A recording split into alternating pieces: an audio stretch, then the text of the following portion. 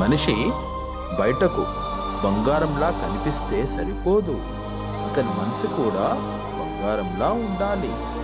ఎందుకంటే బంగారం విలువను క్యారెట్లతో కొలుస్తారు, కానీ మనిషి విలువను మాత్రం క్యారెక్టర్తో కొలుస్తారు. బంగారం మెరుపు కంటికి కనిపిస్తుంది, కానీ మంచి మనస్సు మెరుపు జీవితాలను వెలిగిస్తుంది.